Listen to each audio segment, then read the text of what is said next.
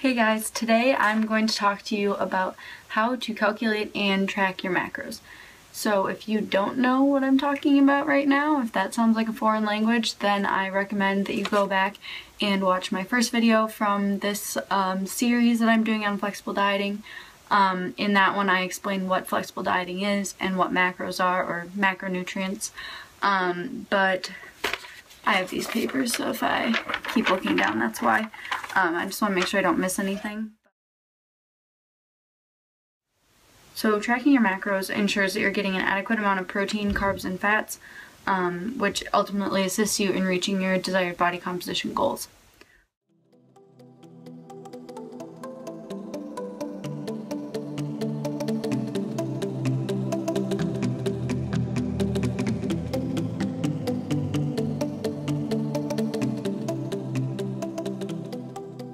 When calculating your macros, there are essentially three routes that you can go.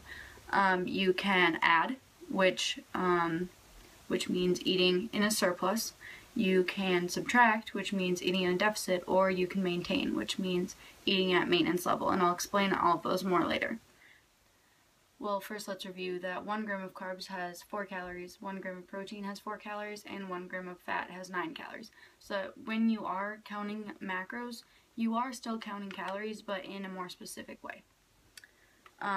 So when you are adding and eating in a surplus, that happens when you want to reverse diet or you want to bulk.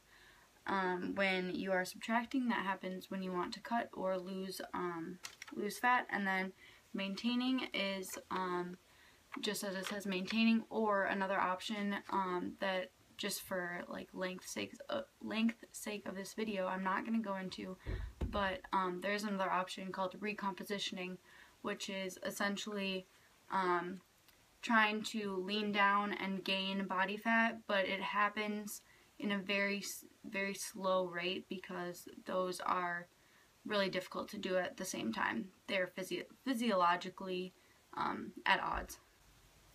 So the first step in determining what your macros are is deciding what path you want to go down. So whatever your goal is, there is a specific way to calculate your macros in order to bring you closer to that goal. But first I want to make a note that you can't gain a significant amount of muscle mass without adding calories, okay? So in order to put on a significant amount of muscle mass, you need to be eating in a surplus. That is just how it works. Okay, so those of you that want to get toned, which actually isn't a thing, what you mean is that you want to lose fat and you want to increase the definition of your muscles. So losing fat will lead to increased definition, but only if you already have a significant amount of muscle mass, okay? So if you don't have a significant amount of muscle mass, you can't achieve that look. Let me say that again so it can sink in. If you don't have a significant amount of muscle mass already, cutting your calories and losing body fat will not make you look toned. You will just get smaller. This is oftentimes called skinny fat. I've been there. Okay, I understand your desire to look tight and defined, but you can't do that if you don't have any muscles yet, okay? So, be patient, build muscle first, cut later. That is just my advice. I could go on for days about that because I've made that mistake, but I'm just gonna leave it at that. So long story short, if you want to gain muscle definition, you must first build muscles to define. Novel concept, isn't it? And this can only be done by eating at above your maintenance level. So I'm sorry that ended up being a little bit of a rant, but it had to be said.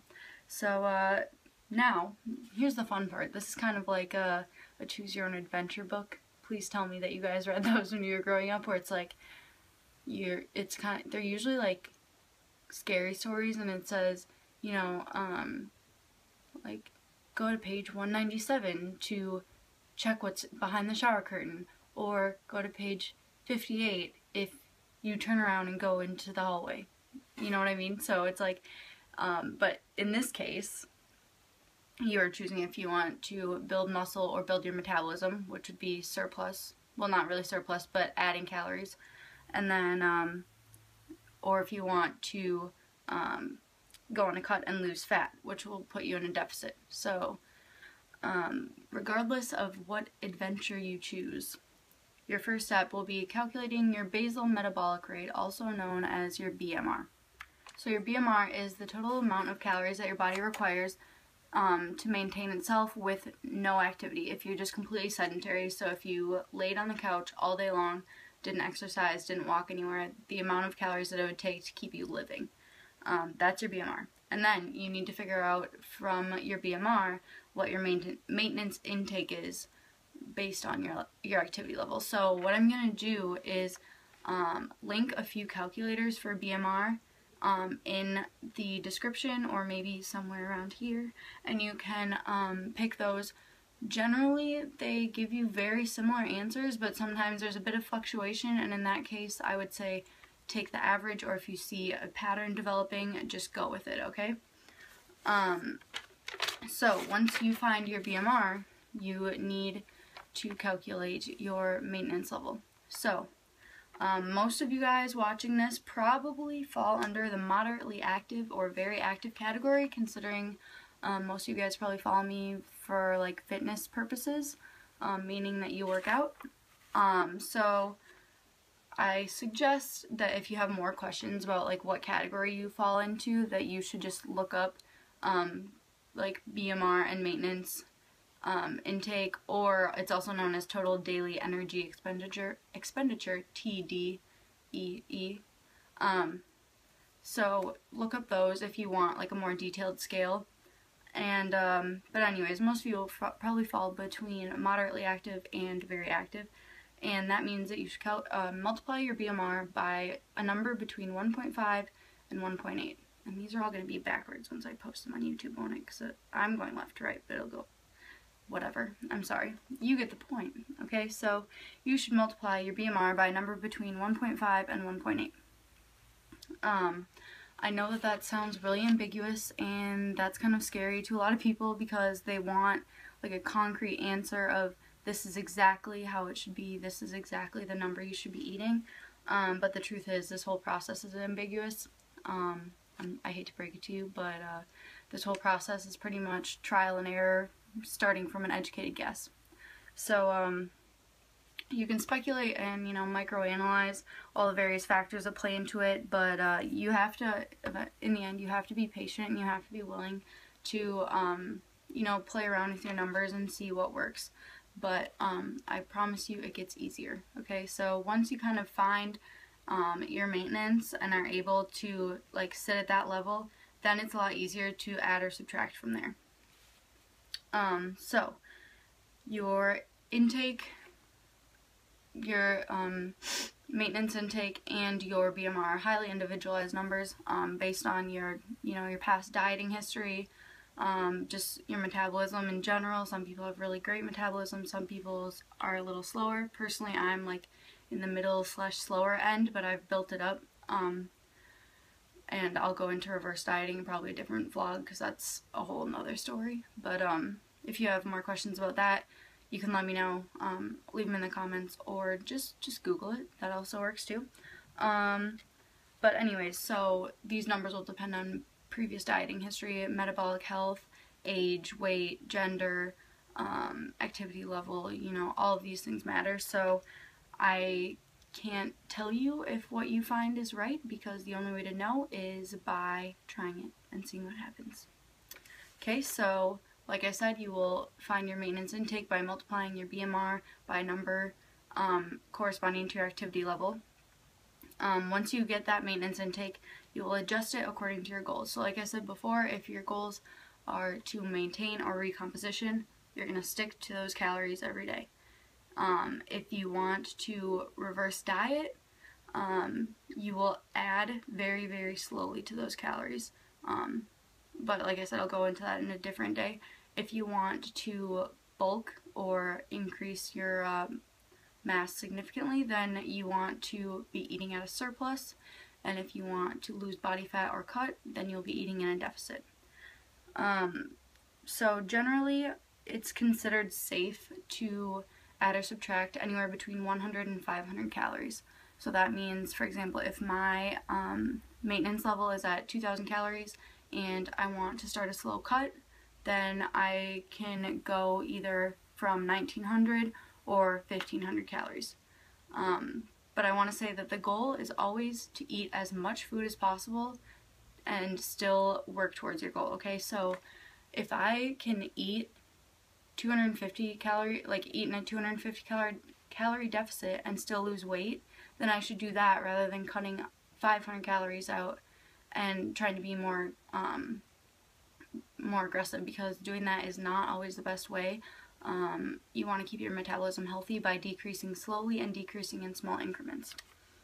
Also, don't forget that increased burn through exercise also counts towards your deficit. So if you're trying to cut, you could start by not even changing your calories. You could start by adding in a little bit of cardio each week, okay? So I just want to remind you that exercise does definitely come into play, and it kind of depends on personal preference, but in my opinion, it's best to keep your food as high as possible, so you can still perform well in the gym, because no one likes going to the gym when they're super hungry and depleted. So that's kind of like an overview of cutting. If you're bulking, you're essentially doing that in reverse, and you want to push the calories as high as you can without unnecessary fat gain. So bulking, a little fat gain will happen. That's just part of the process, but most people want to have the smallest amount of fat gain possible, so that also takes trial and error. Regardless, everything takes trial and error. That's the theme of today's vlog. Yeah, so once you find your calories, you're going to split those calories up into the macronutrients. This is where people get a little confused and overwhelmed, because it does require a little bit of number crunching, but it's really not that hard, okay? I promise. It sounds harder than it is. So recall that 1 gram of protein has 4 calories, 1 gram of carbs has 4 calories, and 1 gram of fat has 9 calories. Okay, so you are going to divvy up your desired calorie level into those macronutrient ranges.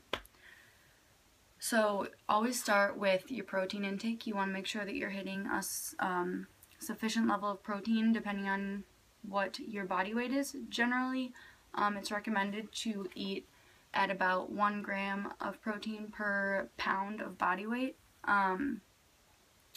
Personally, I eat just under that, just because there really isn't any like scientific evidence that suggests that eating at or above is more beneficial than eating just slightly below. If you're curious about that, I would suggest hitting up Google. And so let's say if you weigh 135 pounds, you should be eating around 135 grams of protein. So you take that, 135 times 4 will give you the amount of calories that you're allocating to protein. So that would be, I'll put it up here. I can't even math right now. So that's how many calories that you will be dedicating to protein every day. So next, you're going to be calculating the amount of calories that you're allocating to fat. The general guideline is 0.35 grams of fat per pound of body weight. So, like I said before, I'm going to use a 135 pound individual as my example. This is how many grams of fat they should be eating, given that they are 135 pounds. Okay, so once you calculate that, I feel like this is really far away. Once you calculate that, you're going to multiply that by 9, because there are 9 calories in each gram of fat. That'll be how many calories you are allocating to fat. So now your total calories allocated to carbs and fat are right here. Subtract that from your intake level, so the level you decided after you decided if you want to eat in a surplus, deficit, or maintain. Subtract that, and then all the remaining calories are what you're going to allocate to carbs. Okay, so if you have 400 calories left, that will mean you're eating 100 grams of carbs. God, that sounds so awful. So if you have 800 calories left, that's 200 grams of carbs. That sounds a little better. You're going to fill your remaining calories with carbs, and then that's where you have little wiggle room, because each person is different, whether they are fat sensitive or carb sensitive. So if you find that your body responds really well to a high fat diet, then do that. Personally, my fats are a little higher than what most of the calculators suggest, just because that's what makes me feel better. A lot of people feel better on a lower fat diet, but I would recommend, like I said before, trial and error with that, but also be aware of what's a healthy range. You definitely do need fats in order to regulate your hormones and all that, and you definitely do need carbs for energy, for performance, etc. So you can't be afraid to have either of those, but as far as the ratios, you can kind of play around with that to fit what you, how you feel. So now that you have decided your macros, you need to start tracking them.